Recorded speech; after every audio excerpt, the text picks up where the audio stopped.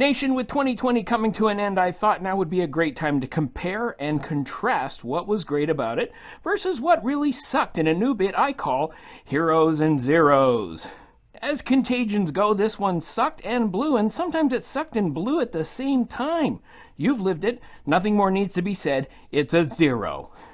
And speaking of things that suck and blow at the same time, masks. Most would put them on the zero list, but far as I'm concerned, one big upside to this pandemic has been having your faces covered up. You people is ugly.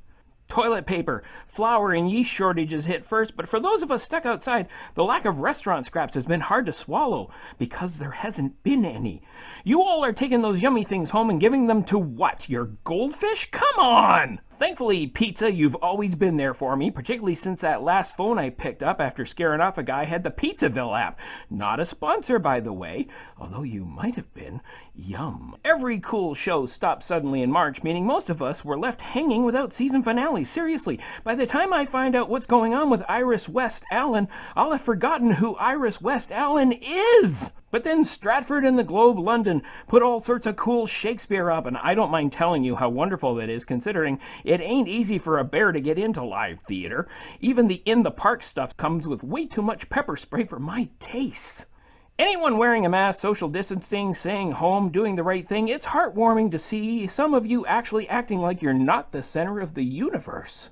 But like that infinite void we exist in, does anyone know what freaking day it is? I'm not missing utility deadlines because I'm short of cash. I can't tell one Blur's day from the next. Frankly, people, if you hate your granny that much, just drop her off in the woods here. I'm sure I'll take better care of her than that long-term care facility scamming you out of your inheritance will. Not just to cure the virus, but to cure society of COVIDiots. Will they take it? Who cares? So long as they're not passing on the infections to people who have been inoculated, those Darwin candidates can pick off each other until they either get herd immunity or natural selection does its thing, you know? Never thought I'd see the day anyone was sitting around waiting for the postman again, and yet here we are. And while they're overwhelmed and trying to keep from super spreading as they work in spaces too tight for me to slip through, one thing's for sure. Both this year and next would have been a lot less hopeful without them delivering stuff.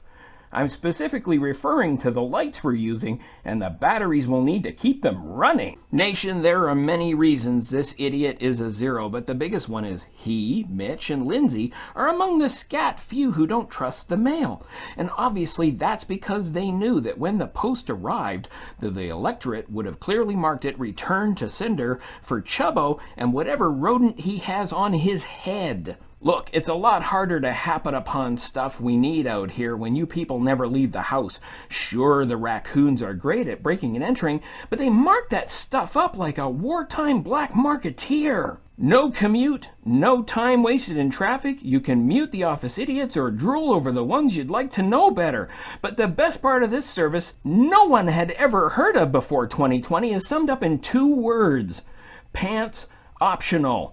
So long as you keep what should be in them outside the frame, that is.